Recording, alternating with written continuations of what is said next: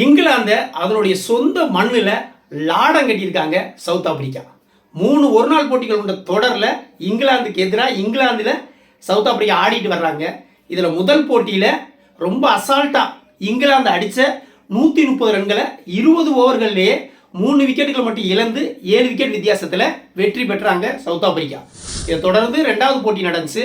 இதில் first batting பண்ண south Africa 330 ரன்களை குவிச்சாங்க. இதில் சவுத் ஆப்பிரிக்காவுடைய வீரர் பிரீட்ஸ் கே 85 ரன்கள் அடித்தாப்புல.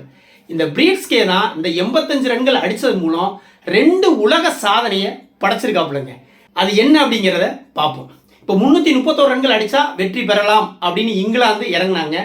இங்கிலாந்துடைய மெயின் பேட்டர்கள் எல்லாம் கணிசமான ரன்களை குவிக்க யாராரு?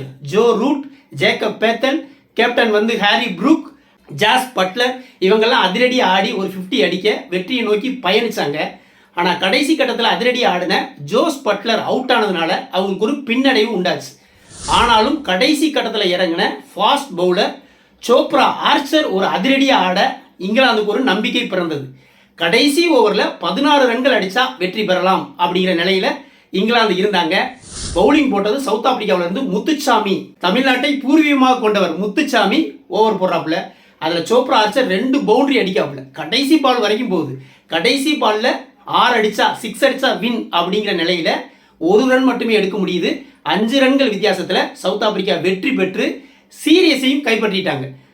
3 போட்டிகள் கொண்ட சீரீஸை 2-0ன்னு ஆரம்பத்திலே கைப்பற்றிட்டாங்க. இன்னும் ஒரு போட்டி மட்டும் பாக்கி இருக்குது. இப்போ இந்த போட்டியில் தான் சவுத் ஆப்பிரிக்காவுடைய வீரர் பிரீட்ஸ் கே 2 உலக சாதனை படைச்சிருக்காப்புலங்க. என்ன அப்படின்னா, முதல் சாதனை அறிமுகமான ஒரு நாள் போட்டியில் அறிமுகமானதில் இருந்து கண்டினியூஸாக தொடர்ச்சியாக 5 போட்டி 50க்கு மேலே அடித்து ஒரு உலக சாதனையை படைச்சிருக்காப்புலங்க. இது வரைக்கும் யார் இந்த மாதிரி அடித்ததே கிடையாது.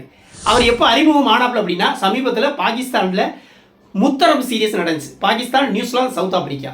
அதில் அறிமுக போட்டியில் நியூசிலாந்துக்கு எதிராக 150 ரன்கள் அடித்தாப்புல இந்த பிரீட்ஸ் கே. அதுக்கு அடுத்ததாக பாகிஸ்தானுக்கு எதிராக நடந்த போட்டியில் 87 ரன்களை அடித்தாப்புல. முதல் 2 போட்டி இது. அதுக்கு அடுத்ததாக ஆஸ்திரேலியாவுக்கு எதிராக நடந்த ஒரு நாள் போட்டியில் ஃபஸ்ட்டு போட்டியில் 53 ரன்கள் அடித்தாப்புல. 2வது போட்டியில் 85 ரன்கள் அடித்தாப்புல. அப்போ இது முதல் 4 போட்டியிலையும் இந்த மாதிரி ரன்களை கூச்சாப்புல. அதுக்கு அடுத்ததாக இப்போ இங்கிலாந்துக்கு எதிராக ஃபஸ்ட்டு ஒரு நாள் போட்டியில் ஆடலை, 2வது ஒரு நாள் போட்டியில் 85 ரன்கள் அடித்து வெற்றிக்கு காரணமாக இருந்திருக்காப்புல. இந்த மாதிரி அறிமுக போட்டியில் இருந்து முதல் 5 போட்டி 50 அடித்து ஒரு உலக சாதனையை படைச்சிருக்காப்புல. இது வரைக்கும் இதை யாரும் செஞ்சது இல்லை. 2வது உலக சாதனை என்ன அப்படின்னா, இந்த 5 போட்டியிலையும் 463 ரன்களை குவிச்சிருக்காப்புலங்க. யாருமே தன்னுடைய முதல் 5 போட்டிகளில் இவ்வளவு ரன்களை குவிச்சது கிடையாது. இது ஒரு உலக சாதனையாக பதிவாயிருக்குது. இது மட்டும் இல்லாமல் 92 ஆவரேஜ் ஒரு நாள் போட்டிகளில் வச்சிருக்கிறாப்புல. உண்மையாகவே சவுத் ஆப்பிரிக்காவுக்கு கிடைச்ச ஒரு பிளாட்டினம், ஒரு வைரம் இந்த பிரீட்ஸ் கேன்னு சொல்லலாம். சமீப காலமாக சவுத் ஆப்பிரிக்கா நல்ல கிரிக்கெட் ஆடிட்டு வர்றாங்க. 2027 ஒரு நாள் உலக கோப்பை வரவிருக்கும் நிலைமையில் இந்த மாதிரி அசால்ட்டாக வலிமையான அணிகளான ஆஸ்திரேலியா, இங்கிலாந்தையெல்லாம் அடித்து தட்டி பறக்க விடுறாங்க.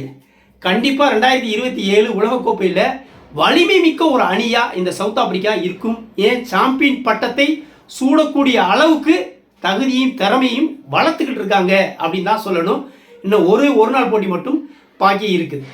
வீடியோ பிடிச்சிருந்தா லைக் கமெண்ட் பண்ணுங்கள், குறிப்பாக சப்ஸ்கிரைப் பண்ணுங்கள். மற்றும் ஒரு வீடியோவில் சந்திப்போம். நன்றி.